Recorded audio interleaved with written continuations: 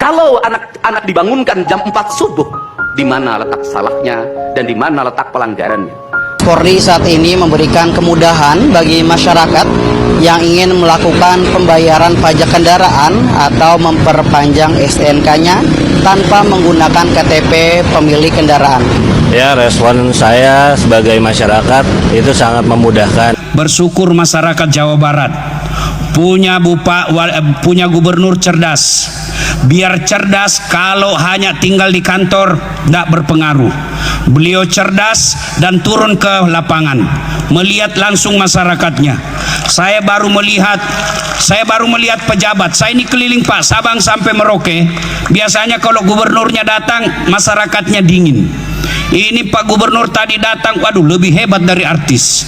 Saya sampai tidak percaya diri. Wah, kalah populer saya di sini. Allah Karim. Kita doakan beliau sehat walafiat, diberikan keberanian, karena biar sehat cerdas, kalau penakut tidak ada gunanya. Diberikan keberanian untuk memberantas kemaksiatan. Amin. Dan paling penting kita doakan cepat dapat jodoh. Siapa lupa gue namanya, bapak ini lupa terus menteri ini.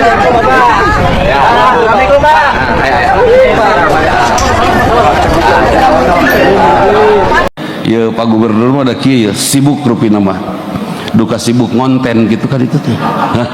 Pidato Kang Deddy Mulyadi ngaji Prabowo yang ngelarat para ustad pasti terkejut melihat ini. Bukan cuma itu aja teman-teman, ada provinsi lain loh yang mengikuti jejak Kang Deddy Mulyadi. Ya, coba kita simak dulu ya teman-teman pidatonya. Dan dianggapnya orang yang menghadap Allah itu adalah orang yang mati. Padahal orang yang menghadap Allah itu adalah orang yang hidup. Dan orang yang tidak menghadap Allah adalah orang-orang yang mati. Kalau anak-anak dibangunkan jam 4 subuh, di mana letak salahnya dan di mana letak pelanggarannya? Kalau anak-anak dibangunkan kemudian disuruh membereskan tempat tidur, apa salahnya dan apa pelanggaran hak anaknya? Ya Pak Gubernur mah ada kieu ya, sibuk rupina mah.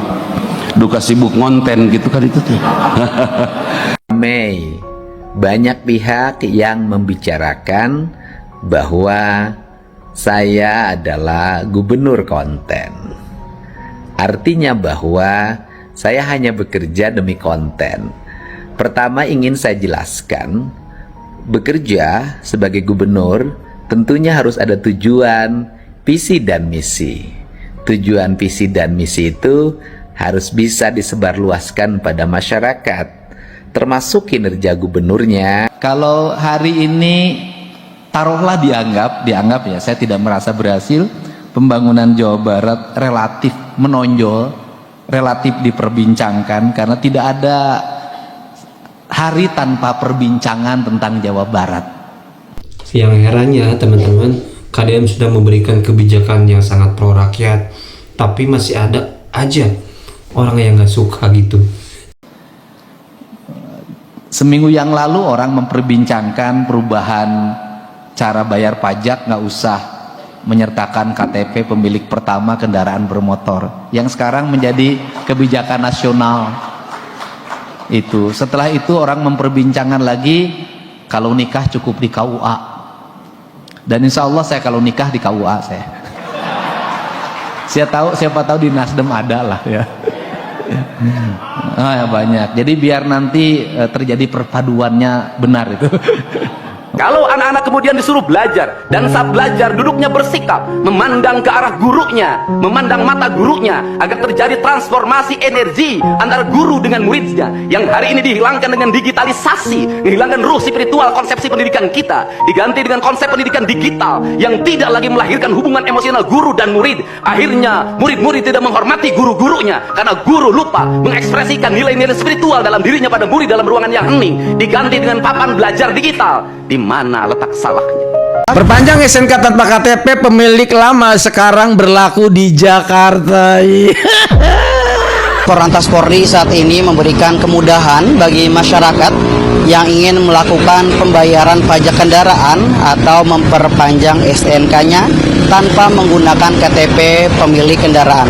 Ya, respon saya sebagai masyarakat itu sangat memudahkan.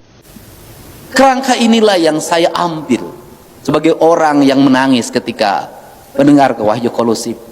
Saya orang yang mendekati ketuhanan lewat pendekatan-pendekatan kausalitas alam, mendekati ketuhanan lewat apa yang aku lihat, apa yang aku dengar dan aku rasakan. Maka bagi saya ketuhanan bukan hanya dipahami pada aspek-aspek yang memerlukan tafsir, tapi ketuhanan bagi saya bisa dipahami dengan gemerciknya air yang jatuh. Ketuhanan bisa dipahami dari aliran angin yang berhembus. Ketuhanan yang bisa dipahami dari suara burung yang merintih. Karena inilah yang menjadi kebutuhan kita. Ancaman degradasi kita hari ini adalah ancaman lingkungan. Sumatera diporak-porandakan oleh lingkungan. Kemudian Jawa Barat juga sebagian sudah mulai diporak-porandakan oleh lingkungan. Ternyata kita tak berdaya ketika ada pohon yang berubah menjadi tanaman sayur. Kita tak berdaya ketika melihat aliran sungai disempitkan. Kita tak berdaya membangun rumah semewah apapun ketika sawah-sawah dan rawa-rawa berubah menjadi pemukiman. Ternyata kita tak berdaya, dan pada akhirnya ketidakberdayaan kita adalah orang yang tidak bersyukur. Karena kita tidak bersyukur, kita dikasih alam yang indah, kita tidak menempatkan sesuatu pada tempatnya. Kerangka inilah yang kami tunggu dari para ulama untuk mengingatkan siapapun agar menjaga bumi ini lebih lama, agar dalam setiap tahun anggaran provinsi tidak muter saja di penanganan bencana, agar kita harus mulai berinvestasi pada sumber daya, pada anak-anak kita yang harus bisa berlari. Hari ini saya boleh berkata, kita sudah jelas babi itu haram. Kita jelas daging anjing itu haram bagi kita. Tapi kami ingin mendengar anak-anak yang mengkonsumsi makanan berzat kimia tinggi, itu MUI mengeluarkan fatwa haram. Anak-anak yang mengkonsumsi makanan yang minyaknya sudah jenuh, itu haram. Anak-anak yang setiap pagi mengkonsumsi minuman dengan air diisi oleh gula buatan yang mengancam mereka gagal ginjal, itu adalah haram.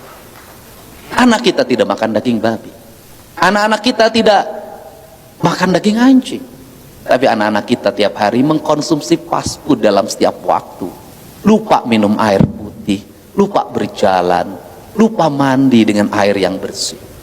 Ini adalah ancaman. Rumah sakit sudah penuh dengan yang gagal ginjal, rumah sakit penuh dengan kanker. Maka saya juga ingin mengatakan bahwa pencemaran lingkungan, kadar asap mobil yang melibatas itu juga haram, kadar asap pabrik melibatas juga haram. Karena itulah ancaman kita yang nyata hari. Untuk itu semoga fase Mi'raj yang akan kita peringati hari ini adalah fase kesadaran spiritual. Kalau ritual, orang Islam hari ini sudah sangat luar biasa. Haji ngantri sampai 40 tahun ke depan. Yang umroh ngantri walaupun umrohnya pinjem Bank Jabar. Sudah ngantri. Tapi yang kita lihat hari ini adalah kesadaran spiritual, di mana manusia menyadari tentang fungsi dan perannya sebagai khalifah maupun sebagai abid serta abdi. Kemudian lahirlah sebuah hidup yang harmoni antara manusia dengan manusia, manusia dengan alam, dan manusia dengan Allah, Khalik, sang pencipta kita semua. Semoga pelantikan MUI masa khidmat 2025 sampai 2029 2030 bisa menjadi tonggak bagi guru, bagi kami, guru yang memancarkan mata air kecemerlangan, yang dia selalu berkelok mengikuti arus arah di mana air berada. Karena fungsi ulama adalah fungsi menerangi, mengayomi, menuntun, dan menjadi mata air bagi kami semua. Ingatkan kami ketika kami salah, dan jangan puji kami ketika kami menjalankan apa yang harus kami jalankan. Karena pemimpin dan masyarakat berbuat kebaikan, mengangkat anak-anak yatim, mengangkat derajat orang-orang miskin, membangun rasa adil di masyarakat, membangun rasa tentram di masyarakat, itu adalah kewajiban. Tidak perlu dipuji karena itu kewajiban, tapi harus dicaci manakala dia menyimpang dari apa yang digariskan dalam sumpah jabatannya. Semoga Allah Subhanahu wa taala memberikan bimbingan dan pelindungan pada kita semua. Walaupun Allah sudah membimbing dan melindungi kita, kita yang mengabaikan bimbingan dan pelindungannya. Wallahu muwaffiqil aqwamit thoriq. Alhamdulillah, amin. Teman-teman, tadi kita sudah mendengar ya pidato dari Kang Deddy Mulyadi. Walaupun mohon maaf tadi banyak orang ya yang ngatain Kang Deddy Mulyadi adalah gubernur konten, dan Kang Deddy pun ya memberikan klarifikasi, memberikan ya masukan gitu. Bukan, mohon maaf, bukan saya bekerja untuk konten, katanya, kata Kang Deddy. Ya saya kontennya untuk memberikan edukasi, memberikan informasi, seperti itu teman-teman. Nggak semata-mata hanya untuk konten gitu, tapi untuk memberikan informasi, edukasi ya teman-teman. Dan ini salut ya teman-teman, Kang Deddy menjawabnya dengan bijak, nggak pakai amarah loh, nggak pakai ya minimal kalau pejabatnya mungkin nggak benar mah langsung ya minimal marah lah ya teman-teman. Tapi beda dengan Kang Deddy Mulyadi ya, dijawab dengan santai ya, lugas, seperti itu teman-teman. Dan Kang Deddy pun tadi ya pidato luar biasa teman-teman, bagaimana cara mendidik anak ya. Apakah salah kalau anak dibangunin sholat subuh ya, dibangunin pagi jam 4:30 untuk sholat subuh, apakah salah? Ya menurut saya itu ya suatu pelajaran berharga teman-teman, dan ya harusnya kita orang tua menerapkan itu ya teman-teman ya. Jadi luar biasa ini pidato Kang Deddy Mulyadi ya, bahkan tadi para ustadz pun, Ustadz Dasar Latif ya, tadi kita lihat nih sampai ya salut gitu. Ada pemimpinnya di Jawa Barat sangat luar biasa gitu, begitu cinta dengan rakyat ya, begitu aktif, pinter, cerdas. Bukan percuma kalau pinter dan cerdas tapi diamnya di kantor, percuma ya. Tapi pintar dan cerdas dan bekerja di lapangan nyata ya, gak cuma diem di kantor, gak cuma nyuruh ini itu, enggak teman-teman, tapi bekerja langsung loh, langsung di lapangan ini Kang Deddy ini. Makanya banyak sekali orang yang menyukai Kang Deddy ya, bahkan dari para ustadz pun ya, dari para menteri ya mungkin. Dan anehnya tadi ya ada orang itu yang nyinyirin Kang Deddy, parah sih itu ya. Terkhusus tadi gubernur lain ya, alhamdulillah ya udah ngikutin kebijakan Kang Deddy yang mana bayar pajak gak usah pakai KTP orang lama gitu, langsung aja ya teman-teman. Ini luar biasa sih ya, baru sejarah ini teman-teman, baru muncul lah pemimpin seperti Kang Deddy. Sudah sekian lama kita menginginkan yang seperti ini ya teman-teman ya. Semoga yang bawahannya juga ikut bener lah ya. Kalau Kang Deddy sudah bener ya bawahannya semoga yang bener lah, ikutin arahan dari Kang Deddy. Dan percuma Kang Deddy-nya bener tapi bawahannya gak bener ya, sama aja bohong gitu ya teman-teman. Karena yang di bawah pun sama ya, yang tahu situasi lapangan seperti apa dan harus gimana teman-teman ya. Harusnya ikutin Kang Deddy yang benar gitu ya. Dan ya kita doakan Kang Deddy Mulyadi sehat selalu ya teman-teman. Untuk para penyinyir ya semoga sadar gitu ya kalau dia salah. Benar gak sih teman-teman? Nyinyirin orang yang benar kira-kira salah apa benar ya? Ya menurut saya salah teman-teman, kecuali nyinyirin orang yang gak benar ya, mohon maaf. Kan Kang Deddy orang benar gitu ya, bekerja sudah sesuai aturan dan banyak ya kebijakannya pro dengan rakyat. Ya itu harusnya. Ya. Oke, terima kasih. Sampai berjumpa di video. Assalamualaikum warahmatullahi wabarakatuh.